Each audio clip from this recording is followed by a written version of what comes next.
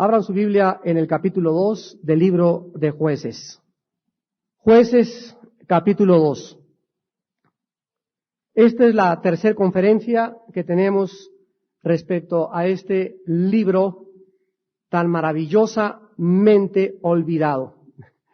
Un libro que la mayor parte de los cristianos al leerlo, igual que Ezequiel o otros libros bastante dificultosos de las Sagradas Escrituras, es difícil poder discernir el mensaje, pero más que cualquier otra cosa, el poder extraer de las páginas de estos libros tan dificultosos para la mente natural y para la mente no entrenada ni madura espiritualmente, mensajes que puedan ser prácticos y que podamos actualizarnos a nuestra vida del siglo XX. Toda palabra de Dios, dice 2 Timoteo 3:16, es inspirada por Dios. Desde el capítulo 1 del Génesis, del versículo 1:1 hasta Apocalipsis 22, toda la Biblia absolutamente es inspirada por Dios. Significa que Dios sopló sus pensamientos dentro de los aproximadamente 40 autores de los 66 libros de las Sagradas Escrituras. Los hombres que escribieron la Biblia no estaban escribiendo algo que en su imaginación, en su razonamiento o en su lógica pudieran transcribir, sino que cuando ellos comenzaban a escribir, era el Espíritu de Dios el que dirigía sus manos y sus pensamientos para que ellos plasmaran y pudieran dejar aquí impreso de una forma eterna la santa palabra de Dios. El libro de los Jueces es un libro que relata la época más oscura del pueblo de Israel. Una época de apostasía, de anarquía, de apatía y de rebelión. Y Jesucristo dijo claramente que antes de que Él regresara a la tierra, habría apostasía en el pueblo de Dios, habría apatía y a muchos los sorprendería como ladrón su venida inesperada que es en cualquier momento. El libro de los Jueces no solamente nos relata los ciclos o las fases de la apostasía, rebelión de Israel, sino que el libro de los Jueces nos relata ahora en la actualidad y ahora que estamos nosotros comenzando a penetrar de una forma eficaz en la guerra espiritual, el libro de los Jueces tiene una revelación increíble en cuanto a la estrategia y las tácticas, primera y segunda de Samuel, números, etcétera, etcétera. Son libros, juntamente con los reyes también, son libros que relatan guerras, guerras, guerras, guerras y más guerras, conquistas, conquistas, conquistas y conquistas. Y cuando nosotros en el Nuevo Testamento analizamos y estudiamos esto, nos preguntamos, ¿qué es lo que Dios nos trata de enseñar? ¿Por qué tantas guerras en un libro que es de paz? ¿Por qué tantos conflictos en un libro que es la santa palabra de Dios? ¿Cuántas personas no me han dicho en los debates, en la televisión y públicamente, por qué si la Biblia es un libro santo y en lugar de que hablara de paz, dulce y miel, son guerras y sangre y peleas y peleas? Y les digo, precisamente por eso se llama la Santa Biblia, porque es el único libro que nos relata, nos descubre y nos manifiesta lo que existe en el corazón humano. Y la Biblia dice que dentro de nosotros hay guerra. El hombre no está en paz consigo mismo. Al no estar en paz consigo mismo, no puede estar en paz con sus semejantes tampoco. Reconciliados, pues, y justificados por la fe, hasta ese momento tenemos paz para con Dios. Y hasta que el hombre no haga la paz con aquel Creador que allá arriba nos manda y nos dice que nos sometamos y nos sujetemos a sus leyes, hasta que no hagamos la paz con Él, no podremos nosotros tampoco tener la paz en nuestro corazón. Así pues, la paz que se hace en el mundo entre judíos y palestinos, católicos y protestantes en Inglaterra, entre negros contra blancos, entre grupos étnicos, todos estos conflictos nunca podrán ser de carácter permanente, porque antes de que el hombre haga la paz con su semejante, el hombre necesita, en primer lugar, estar en paz consigo mismo.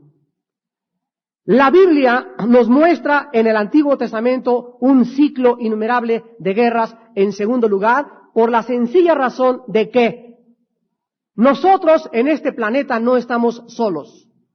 No somos los únicos que habitamos este planeta Tierra. La Biblia nos descubre y nos revela que existe otro mundo mucho más cerca de nosotros de lo que muchos de ustedes se imaginan. Estamos rodeados, pero por habitantes invisibles.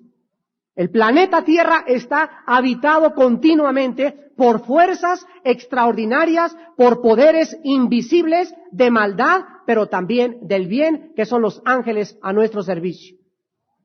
Y todo lo que está sucediendo en este planeta, absolutamente todo, está repercutiendo en el mundo espiritual, y la Biblia nos dice que cuando Jesucristo fue resucitado de los muertos y sentado a la diestra del Padre en las alturas, en ese momento, dice Efesios 2, Él tomó a la iglesia y la subió y la puso en el lugar de máxima autoridad, por lo que la Biblia dice que nosotros estamos arriba en autoridad que los ángeles.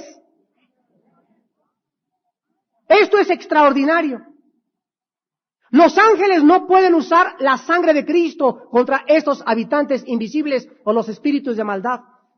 Los ángeles no pueden usar la palabra de su testimonio porque no tienen ningún testimonio. Los ángeles no pueden crucificar su carne porque no tuvieron jamás la carne y la naturaleza que tenemos nosotros. Pero dice Apocalipsis 12:11 que nosotros le hemos vencido ¿a quién? A los ángeles del mal. ¿Con qué? Con la sangre de Cristo, la palabra de nuestro testimonio, y porque menospreciamos nuestra vida hasta la muerte.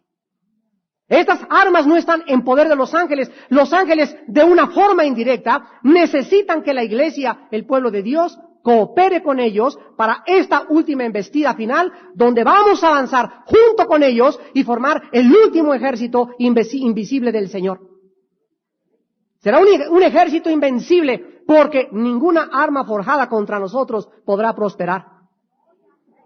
¿Cuál es, pues, finalmente, la razón por la cual hay tantas guerras? Que en el Antiguo Testamento Dios pinta a su pueblo peleando, y en el Nuevo Testamento lo continúa pintando peleando. Todo el pueblo de Dios en la Biblia se encuentra en un conflicto continuo. En el Antiguo Testamento es contra seres de carne y de sangre, contra los cananitas. Continuamente el pueblo de Dios Israel peleando cara a cara, cuerpo a cuerpo. Y en el Nuevo Testamento, dado que Jesucristo ya bajó al mundo, ya pagó con su sangre, ya resucitó y ya envió al Espíritu Santo, el conflicto en el Nuevo Testamento se transforma de lo material a lo espiritual. Y ahora se nos dice en Efesios 6:12, nuestra lucha ya no es contra sangre y carne. Ya el pueblo de Dios en el Nuevo Testamento no se encuentra peleando contra ningún cananita, contra ningún jebuseo, amorreo, etcétera, etcétera. Ahora nuestra lucha es contra huestes, contra miles y miles y miles y miles de millones de espíritus de maldad que tienen como único objetivo tres cosas: matar, robar y destruir la obra de Dios.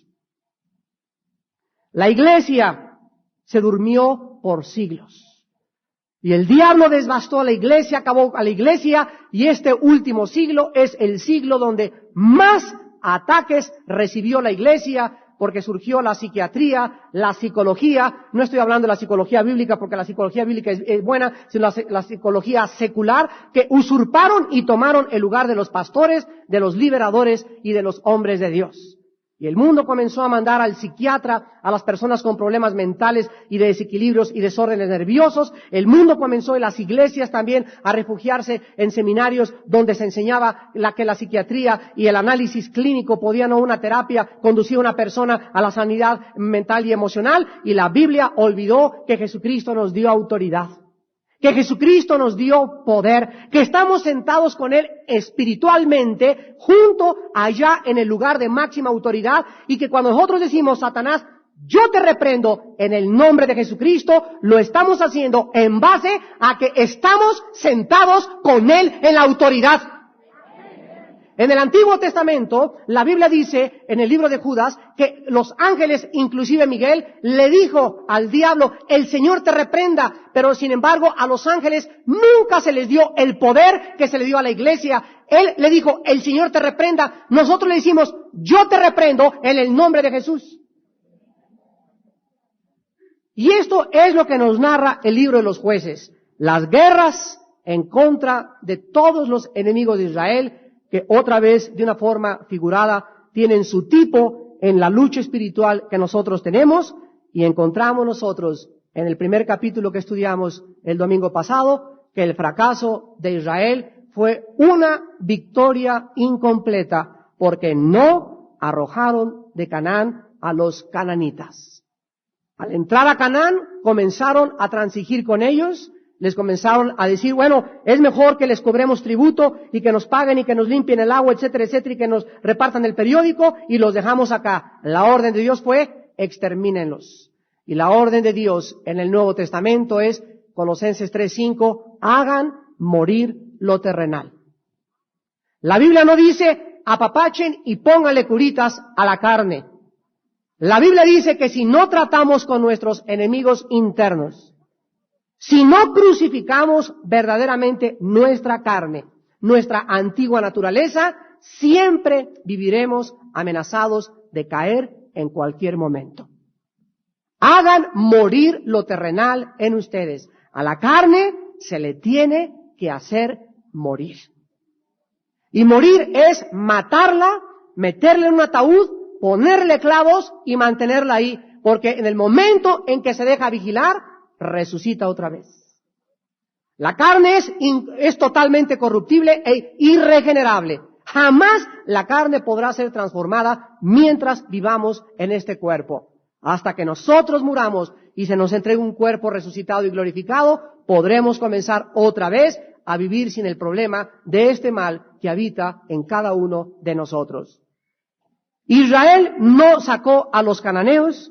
Israel comenzó a permitir que ellos habitaran en la tierra de Canaán, y lo mismo pasa cuando tú permites un cigarrito de vez en cuando, una copita de vez en cuando, un video pornográfico allá cada mes, una canita al aire con tu secretaria cada 3 meses.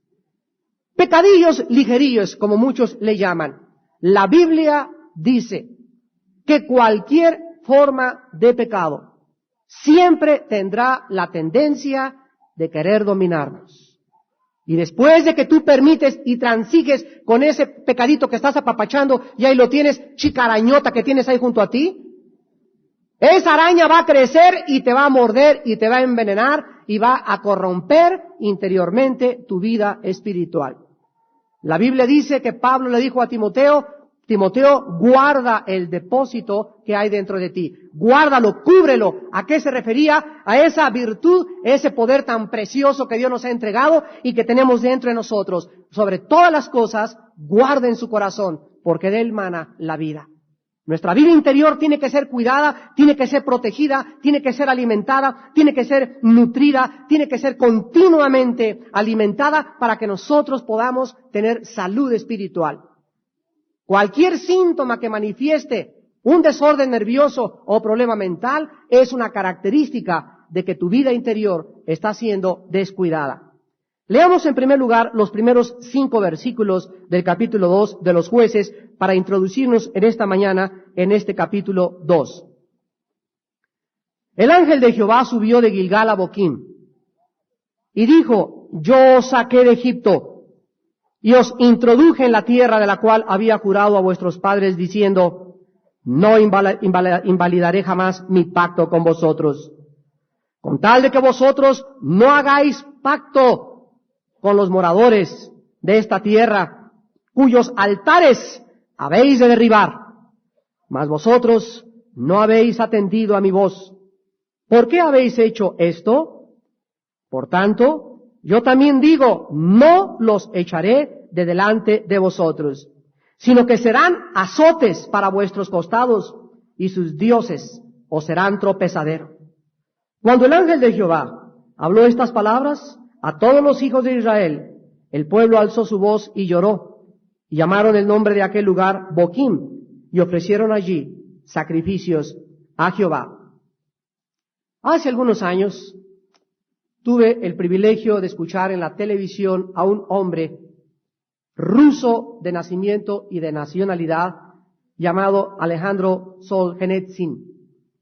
Este hombre era uno de los cristianos más grandes que este siglo ha producido.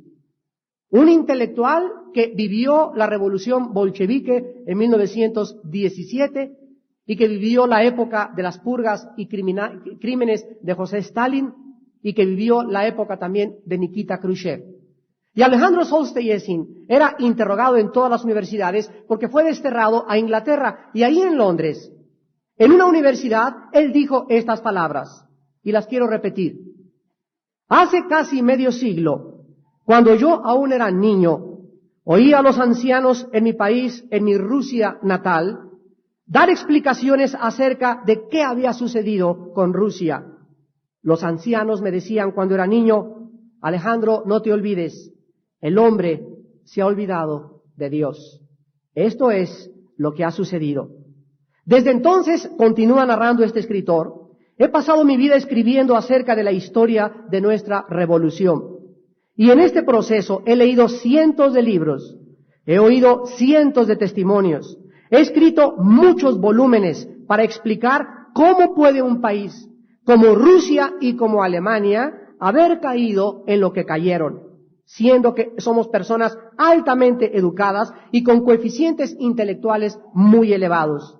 Pero el resumen y la conclusión de toda mi vida del por qué 60 millones de rusos fueron absorbidas por la revolución es la siguiente: se olvidaron de Dios. Esto es lo que verdaderamente ha sucedido. Hermanos en Jesucristo, todos nuestros problemas siempre tendrán la misma raíz. Olvídate de Dios y todo en tu vida se volverá un caos.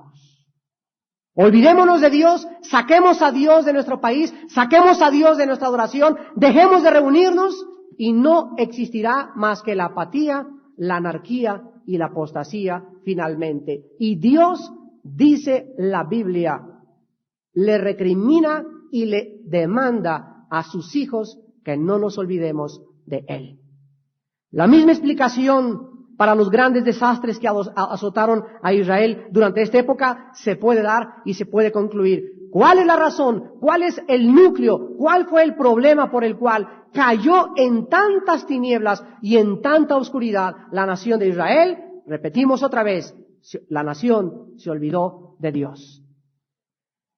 En estos primeros 5 versículos vemos nosotros en el versículo 1 cómo Dios, en medio de tantas tinieblas, en medio del pecado en que su pueblo estaba viviendo, se manifiesta de una forma visible y se denomina la frase como el ángel de Jehová. El ángel del Señor es una manifestación visible de Dios. Esto se llama una teofanía en el Antiguo Testamento. Y encontramos muchos lugares donde Dios, de una forma visible, se aparece en forma casi humana a las personas con las cuales Él tenía que entregarles un mensaje. Otras veces Él mandaba a otro ángel. Otras veces tenemos la manifestación de Jesucristo de una forma maravillosa, manifestándose también como el ángel de Jehová. Pero dice la Biblia que el ángel del Señor subió de Gilgal. Gilgal era el lugar donde Israel había acampado cerca de Jericó antes de avanzar a Canaán. Y aquí de una forma geográfica se nos dice que ellos se acercaron y es increíble que entre Jericó, que fue la victoria, y las demás conquistas de Josué, ellos llegaron hasta Boquim. La palabra Boquim en el hebreo significa el lugar del lloro, lugar de las lamentaciones. Y no es coincidencia que donde Dios se les haya aparecido haya sido en Boquim, en el momento en que se encontraban desesperados. ¿Cuántos de ustedes en esta mañana, no levanten la mano, se encuentran en este momento desesperados, confundidos? Muchos de ustedes están inclusive preguntándose, no sé qué hacer. Me encuentro confundido, me encuentro desorientado. Estás en Boquim. Y quiero decirte que la Biblia dice que en tu angustia invocarás a Dios y Él te contestará. Si muchos de ustedes se encuentran en la posición en la que Israel se encontraba en Boquim, en el lugar de los lamentos, dice la Biblia que la necesidad del hombre es la oportunidad de Dios. Y es precisamente en los momentos más difíciles de nuestra vida cuando Dios quiere hacerse más manifiesto y más real en nuestro propio corazón. Y tú puedes en esta mañana, al igual que Israel, invocar a Dios y no importa lo que hayas hecho, la sangre de Cristo nos limpia de todo pecado. El ángel del Señor se apareció de una forma corporal y visible también a Abraham en Génesis capítulo 18. A Josué en el capítulo 5 como el príncipe de los ejércitos de Jehová. A Gedeón lo vamos a ver en Jueces capítulo 6 y también a los padres de Sansón en Jueces capítulo 13.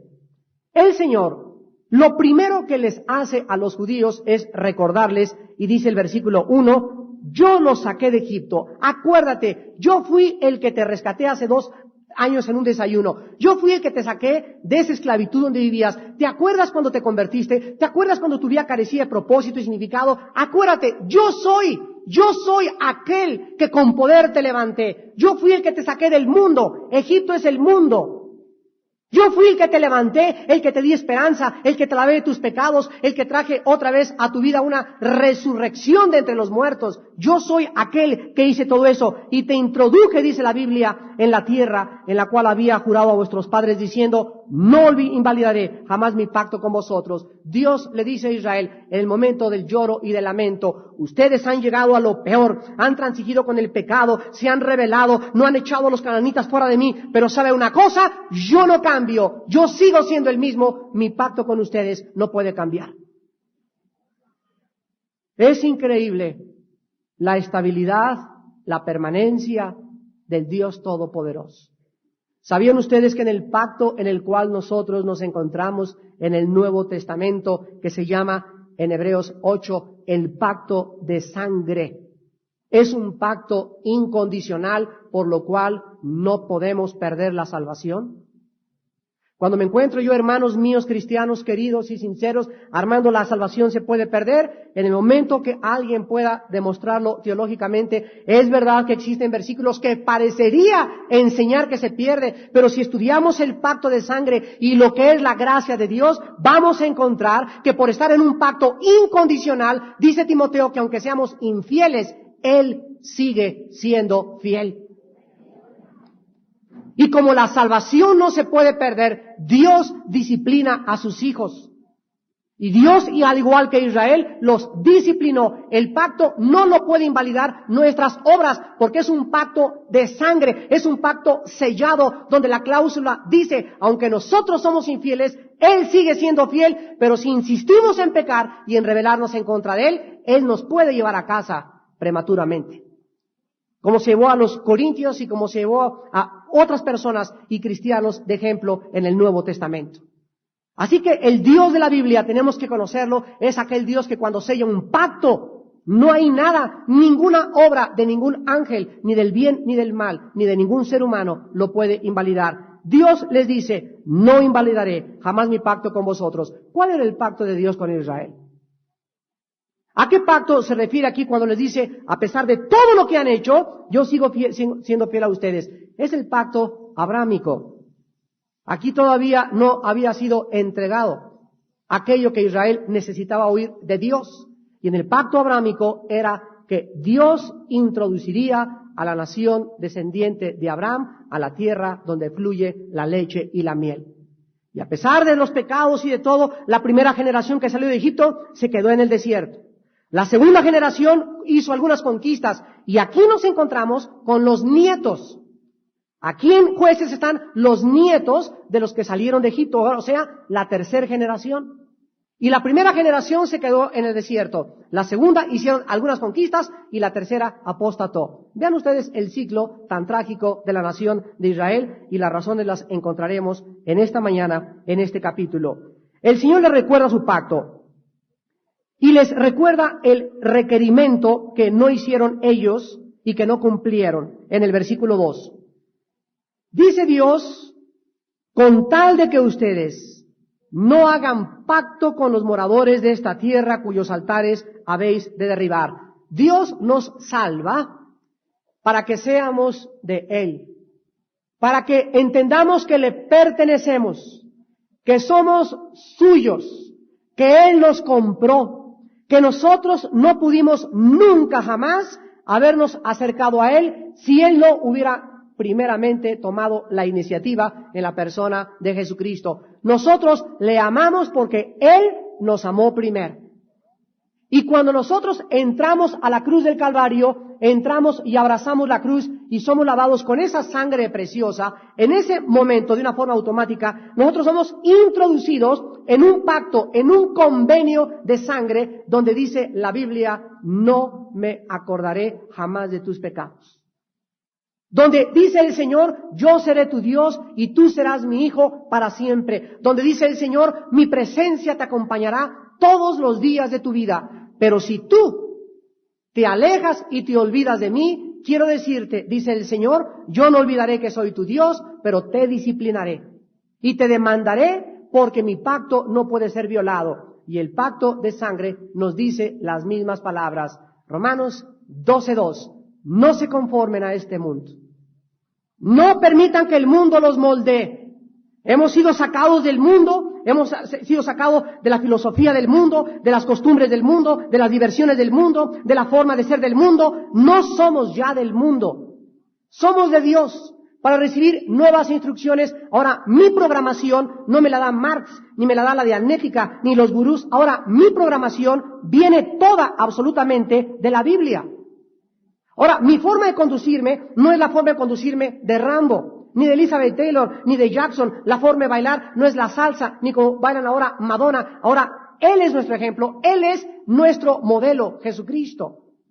Y comenzamos mientras más obedecemos a Dios y mientras más nos moldea la Biblia, somos transformados interiormente, y mientras esta transformación es cada día más grande, más fuerza espiritual tenemos a nuestro alrededor. No hagas pacto con un hombre incrédulo para casarte. 2 Corintios 6, 14 y 15. No hagan pacto con los moradores de la tierra, ni para casarte ni para hacer negocios. Cuídate de casarte con una incrédula, cuida de casarte con un incrédulo, dice el Señor, porque en ese momento Dios te dice, no hagas pacto con los moradores de la tierra, cuyos altares has de derribar. ¿Sabes por qué? En el momento en que tú te casas con un incrédulo, te casas con el diablo como tu suegro. ¿Quieres tener al diablo como tu suegro? ¿Quieres al diablo como tu suegra? El momento en que tú te casas con un incrédulo o con una incrédula, el momento que haces una sociedad igual o equitativa con un incrédulo o con una incrédula, el momento en que tu mejor amigo es un incrédulo o tu mejor amiga es una incrédula, fíjense, no dice no tengan amigos incrédulos, para eso nos necesitaríamos ir a un convento. En este caso sería necesario huir del mundo. No, Dios sabe que estamos en un mundo. Cristo comió con los pecadores, con las prostitutas, con los borrachos, con la clase más marginada. Pero Jesucristo no hizo tratos con ellos, no se llevaba de a cuartos con ellos, ni tampoco hizo sociedad con ellos, sino que se juntó con ellos para testificarles, no para hacerlos sus compadres. Cuando nosotros nos unimos de una forma constante con un incrédulo, con una incrédula, escuchen, la Biblia dice que el momento en que tú haces eso, en ese momento has entrado a la desobediencia. Escucha el ciclo. En cuanto tú entras a la desobediencia, pierdes la protección de Dios. Al perder la protección de Dios, tu vida interior se debilita. Y en tercer lugar, la persona con la que te uniste te convencerá de que adores sus dioses. Y te convencerá y te irás a misa otra vez.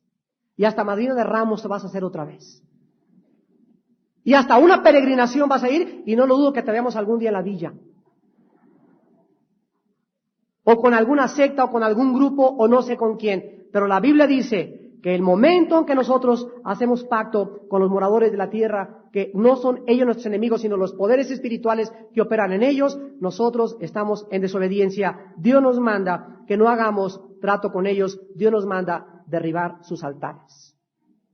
No vais a hacer, por favor, lo que hizo una hermana. Llegó a su casa y le quemó todos los Judas Tadeos a su esposo y todas las estatuas que tenía, y en ese momento ella no hizo adecuadamente porque ella no pagaba la renta, ni es la cabeza de la familia. Ella tenía que estar sujeta a su esposo y no podía hacer eso. Entonces, tú no puedes llegar y romper las estatuas de tu casa si tú estás casada con un incrédulo. Si tu esposo tiene a San Judas Tadeo en tu casa, tú puedes atar los poderes que actúan en esa estatua y cubrir con tu sangre a tus hijos y cubrirte con tu sangre a ti y no te pueden tocar. Pero si tú estás en tu casa y eres la única jefa y no tienes perro que te ladre, entonces tú debes de comenzar y llegar y las estatuas con figuras, cadenas con figuras, anillos con figuras, cuidado con los anillos con que tiene una serpiente. Anillos con figuras de serpientes, con sagrados corazones de Jesús aquí colgando, con escapularios, todas estas cosas tienen que salir de tu vida y tienen que salir de tu casa. No las guardes en tu casa. Dice Deuteronomio capítulo 7. Vean ustedes, por favor, este versículo que Dios les había dicho ya anteriormente también a los judíos. Deuteronomio 7, 25 y 26. Las esculturas de sus dioses quemarás en el fuego. No codiciarás plata ni oro de ellas para tomarlo para ti, para que no tropieces en ello, pues es abominación a Jehová tu Dios. Deuteronomio 7, 25 y 26. Y no traerás cosa abominable a tu casa, para que no seas anatema. Del todo la aborrecerás y la abominarás, porque es anatema. Un video que traigas a tu casa prohibido es una maldición a tu casa. Escúchame lo que te estoy diciendo. Una revista que metas a tu casa del Playboy es una maldición. Tú llegas a tu casa con tu Playboy ahí escondido aquí atrás del cinturón, así en el saco. Hola, mi vida, ¿cómo estás? ¿Cómo estás? ¿Cómo estás? Y así te entras a tu cuarto. O con el video. Y cuando se van todos, tú lo ves y la sacas. El momento, escuchen esto, el momento en que una persona hace eso, llamada hija de Dios, en ese momento, algo pasa en el mundo invisible, que el cerco que Dios había puesto sobre tu casa se derrumba. Las puertas protectoras donde ángeles poderosos de Dios guardan nuestra salida y nuestra entrada, se van de repente los ángeles. Y tu casa queda como un castillo sin murallas, sin protección, y en ese momento miles de abejas africanas demoníacas entrarán y comenzarán a minar tu casa sin que tú te des cuenta. Dios no puede ser burlado. Sean santos porque yo soy santo, porque lo único que nos guarda del mal es la santidad y la sangre de Jesucristo. Yo les dije, versículo 2, que no hicieran pacto con los moradores de la tierra cuyos altares han de derribar. ¿Ya derribaste tú algún altar en tu corazón? ¿Sigues teniendo a Madonna como tu ídolo? ¿Es un altar? Ya no necesitamos ahorita derribar altares físicos de estatuas. Los altares ahora los traemos dentro de nosotros. ¿Sigues admirando a Michael Jackson? ¿Sigues teniendo en tu casa cassettes y música de rock, de heavy metal y de Michael Jackson y de Madonna? Son altares que están en tu corazón, y escúchame, estos altares, estas cosas que no has sacado de tu casa, que están en tu corazón, dice en el versículo 3, por tanto yo también les digo, no los echaré delante de vosotros, sino que serán azotes para vuestros costados, y sus dioses les serán tropezadero. Vean ustedes que Dios era el que echaba a los cananitas, no los israelitas. ¿Ya lo observaron? Él era el que peleaba por Israel. Los israelitas no tenían poder ni fuerza militar para pelear con 7 naciones mucho más grandes que ellos. Era Jehová. Era Dios. Nosotros no podemos contra el diablo ni contra sus demonios. Es imposible porque no lo vemos, estamos en desventaja. Si no tenemos al Espíritu Santo guardándonos, guiándonos, discerniendo, dirigiendo nuestra vida, somos inútiles en contra de este ejército tan poderoso. Él es el que pelea por nosotros contra ellos. Él es el que nos ayuda a vencer la carne. Él es el que nos ayuda a vencer el mundo. Separados de Él, nada podremos hacer. Y yo me pregunto sinceramente, hoy en la mañana meditaba en eso, si a muchos cristianos Dios no ha permitido sacarles esos demonios, porque viven en desobediencia. Dice la Biblia, no los echaré delante de ustedes. Cuando nosotros entramos a liberación, tenemos la absoluta confianza de que es el Espíritu Santo el que los echa fuera. Y siempre nos encontramos que cuando no salen o hay problemas de otros más enquistados, es porque la persona tiene un problema que se llama derecho legal. Hay un pecado en su vida no confesado o que no quiere abandonar que impide que este espíritu se someta al nombre de Jesucristo. Y el Espíritu Santo dice, yo no saco eso, porque si lo saco, le vienen 7 peor.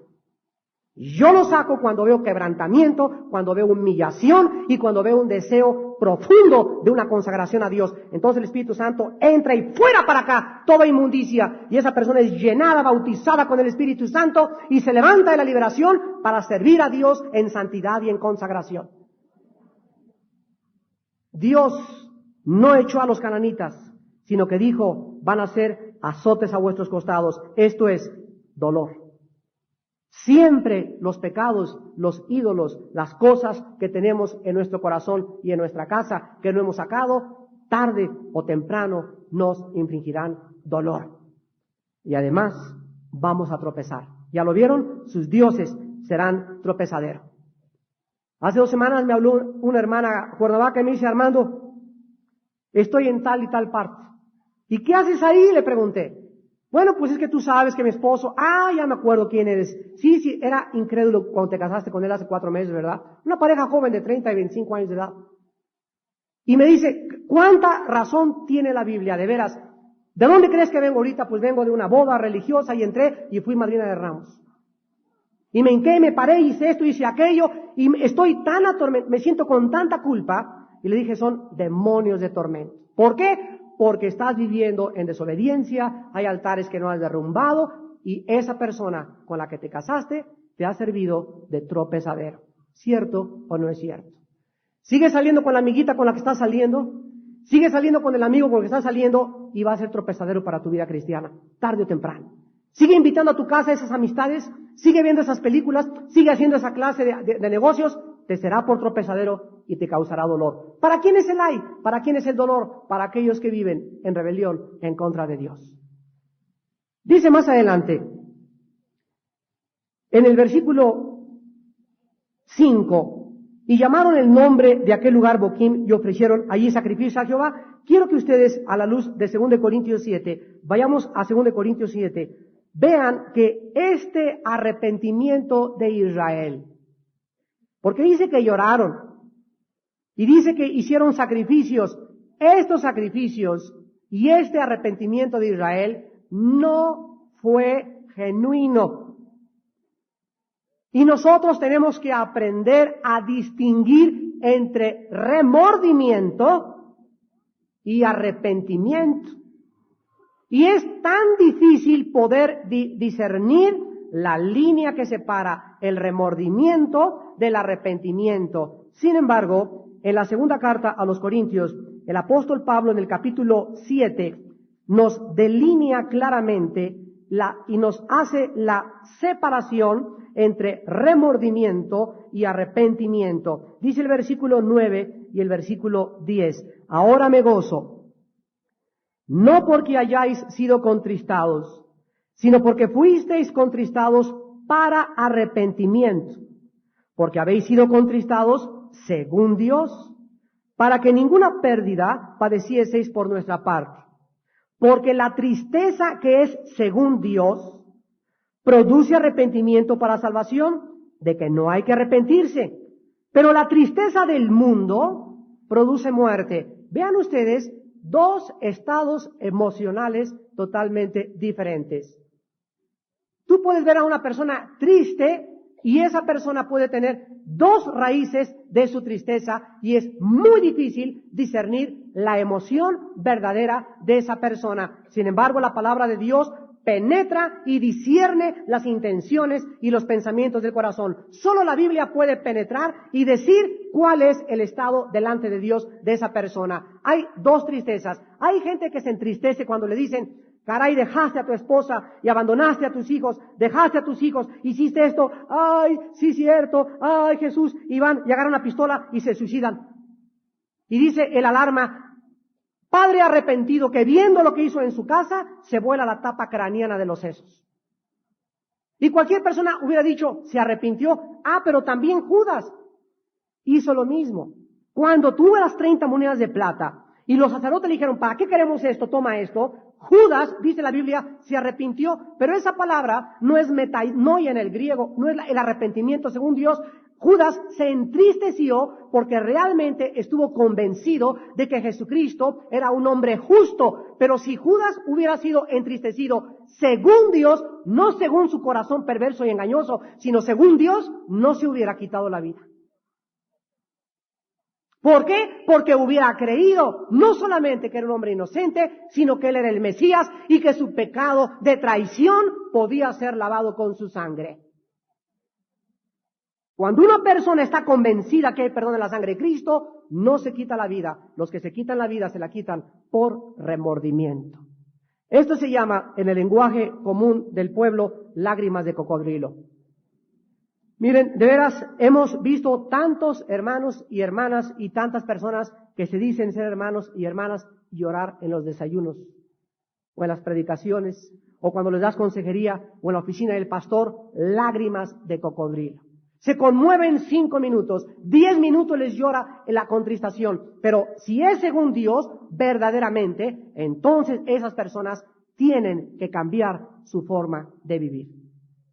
Es la persona que se voltea y le dice, Padre, he pecado contra el cielo y contra ti, ya no soy digno que me llames mi hijo, pero yo creo que la sangre de Cristo me limpia y ahora tomo estas actitudes y estas decisiones para ya no hacer esto, ni aquello, y comienzo a dirigir mi vida en sentido contrario a la vida en la que yo llevaba. Y estoy totalmente convencido que Dios es poderoso para levantarme, restaurarme, su misericordia es hasta los cielos, porque Él es lento para la ira, pero grande en misericordia de aquellos que se vuelven a Él con todo su corazón.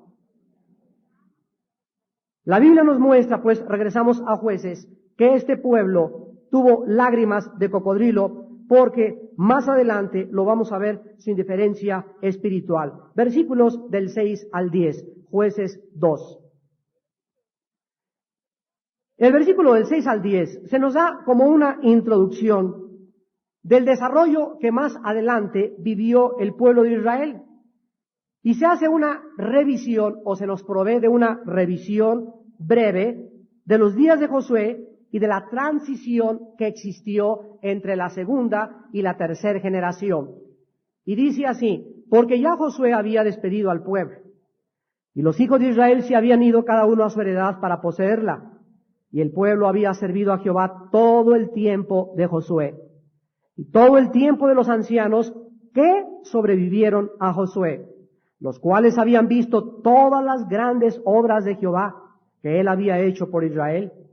Pero murió Josué, hijo de Nun, siervo de Jehová, siendo de 110 años. Y lo sepultaron en su heredad en Timat Sera, en el monte de Efraín, al norte del monte de Gaz. Y toda aquella generación también fue reunida a sus padres. Qué cosa más preciosa. Me detengo aquí porque la Biblia dice que todas las personas que mueren son reunidas con sus padres. No dice, y se evaporaron por los siglos de los siglos. Y ya no se supo más de ellas. La Biblia dice que siguen viviendo los muertos.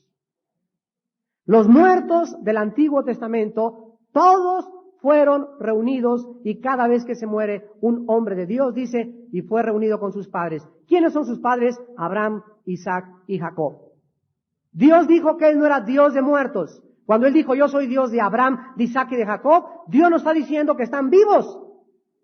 Porque no puede ser Dios y decir, yo soy Dios de Abraham, si Abraham está muerto. Si Él dice, yo soy de Abraham, y Dios es el que es, el yo soy, es el Dios de los vivos. Y en Él tenemos totalmente garantizada nuestra permanencia eterna y nuestra existencia por los siglos de los siglos. Todos padres. Y ahí están vivos todavía, y estaban vivos antes de la muerte de Cristo. Ahorita ya sabemos que después de la muerte de Cristo han sido trasladados al tercer cielo junto al Señor. Y se levantó después de ellos otra generación que no conocía a Jehová ni la obra que él había hecho por Israel. Aquí encontramos que Israel había sido fiel en los tiempos de Josué. Pero la generación que salió de Egipto, viendo las plagas, el mar rojo y la provisión milagrosa en el desierto, ante el despliegue milagroso de Dios, se quedó postrada en el desierto. Pero surgió una nueva generación porque Moisés murió, y así se inicia el libro de Josué.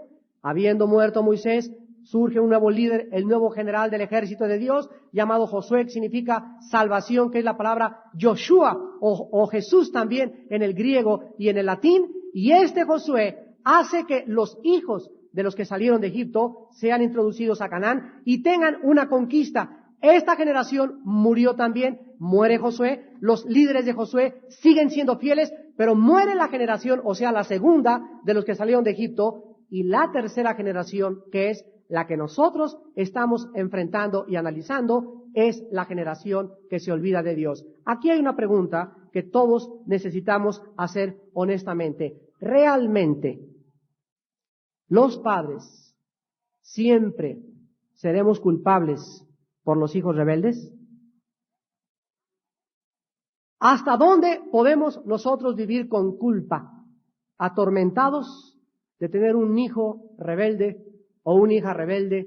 ¿Y hasta dónde, de una forma honesta, delante de Dios podemos vivir? Vamos a ver en este capítulo que no fue la culpa de la segunda generación, porque la Biblia dice que Josué y los ancianos que sobrevivieron sirvieron a Jehová. Al servir a Jehová, está sirviendo también a tu casa. Josué dijo, yo y mi casa serviremos a Jehová. Entonces, ¿por qué los nietos fueron rebeldes y apáticos? ¿Y por qué encontramos hijos rebeldes y perversos de padres santos? Y encontramos hijos santos de padres degenerados. ¿No es verdad? Veamos el libro de Ezequiel capítulo 18 para que la Biblia nos arroje un poco de luz al respecto y podamos medir la diferencia y tener una conciencia tranquila cuando hemos hecho la voluntad de Dios. O sea, hay un momento donde ya no se puede hacer nada por los hijos más que orar y esperar en Dios. Dice Ezequiel 18, versículos del 5 al 17. El hombre que fuere justo e hiciere según el derecho y la justicia, que no comiere sobre los montes, ni alzare sus ojos a los ídolos de la casa de Israel, ni violare a la mujer de su prójimo, ni se llegare a la mujer menstruosa, ni oprimiere a ninguno, que al deudor devolviere su prenda, que no cometiere robo, y que diere de su pan al hambriento y cubriere al desnudo con vestido, que no prestare a interés ni tomare usura, que de la maldad retrajere su mano e hiciere juicio verdadero entre hombre y hombre, en mis ordenanzas caminare y guardare mis decretos para hacer rectamente, este es justo, este vivirá, dice Jehová el Señor. Mas si engendrare hijo ladrón, fíjense, un hombre justo dando a luz a un hijo ladrón, derramador de sangre, o que haga alguna cosa de estas, y que no haga las otras, sino que comiere sobre los montes, violare a la mujer de su prójimo, al pobre y al menesteroso oprimiere, cometiere robos, no devolviere la prenda, o alzare sus ojos a los ídolos e hiciera abominación, prestare interés y tomar usura, ¿vivirá éste? No vivirá. Todas estas abominaciones hizo, de cierto morirá, su sangre será sobre él. Versículo 20. El alma que pecare, esa morirá. El hijo no llevará el pecado del padre, ni el padre llevará el pecado del hijo. La justicia del justo será sobre él, y la impiedad del impío será sobre él. Palabra de Dios. La Biblia finalmente en esta mañana nos dice, analiza tu vida en primer lugar, que ahorita, domingo de marzo, tu vida delante de Dios sea limpia. Analiza que tu vida hace un mes, hace 2 meses fue limpia. Analiza que la mayor parte del tiempo tu vida ha sido limpia. Analiza que has orado por tus hijos, que has velado por tus hijos, etcétera, etcétera. Pero dice Dios en esta mañana, si tú tienes un hijo o una hija, ladrón o ladrona, perverso o perversa, que se alejare, se olvidare y cometiere apostasía, a pesar de que tuvo un padre cristiano y una madre cristiana, esa alma delante de mí no vivirá, dice el Señor. Estás limpio de tu pecado, está limpia tu conciencia y ahora bajo el nuevo pacto de sangre Dios nos promete que si nosotros seguimos orando y cubriendo con la sangre de Cristo a ese hijo o a esa hija, esos hijos algún día servirán al Señor. Pero cuidado, dice la Biblia, con los complejos de culpa, porque son de Satanás. Cuidado con esas madres, yo soy la culpable de que mi hija le digan la Chilindrina de Azcapotzalco. Yo tengo la culpa de que mi hija se haya casado con el tigre de Santa Julia. Yo soy culpable de que mi hijo, ¿sabes una cosa? Si fuiste culpable, arrepiéntete, lávate con la sangre de Cristo, comienza una nueva vida y de ahí en adelante déjale todo a Dios. Pero cuidado con los complejos y los tormentos de culpa, porque la Biblia dice que la sangre de Cristo nos limpia de todo pecado. Y en Él hemos sido hechos libres, en Él tenemos la bendición de Dios y no nos queda más que confiar en un Dios absolutamente poderoso, grande en misericordia y paciente con nuestros hijos, sabiendo que algún día podremos verlos sirviendo al Señor. La tercera generación que salió de Egipto, no cumplió la palabra de Dios y ellos eran los culpables. Sus padres habían servido al Señor y veremos en el próximo estudio de qué forma Dios los disciplina. Te damos gracias, Señor, en esta mañana por tu palabra. Te damos gracias, Señor, porque tu palabra es una unidad. Te damos gracias porque es el mismo Espíritu el que hace viva tu palabra. Te damos gracias porque tu palabra nos exhorta, nos consuela, nos edifica. Tu palabra es como una campana de alarma que suena en nuestros oídos diciéndonos, sírvanme, dice el Señor, y nunca te arrepentirás. Sírveme con todo tu corazón, sírveme con toda tu alma y con todas tus fuerzas, porque yo seré tu Dios. Ningún arma forjada contra ti podrá prosperar. El que conspirare contra ti lo hará conmigo, contra mí, dice el Señor. El que se levantare contra ti se levantará contra mí, porque yo seré tu escudo. A ti no llegará, dice el Señor, a mí llegará antes que a ti. Yo soy tu escudo y tu galardón. Mi brazo derecho te sostiene, mi brazo derecho te levantará. Cuando el justo cayere no quedará postrado, porque poderoso es Dios para levantarlo, ponerlo de pie y hacerle caminar otra vez. Padre, en esta mañana te pedimos por nuestros hijos y por nuestros nietos.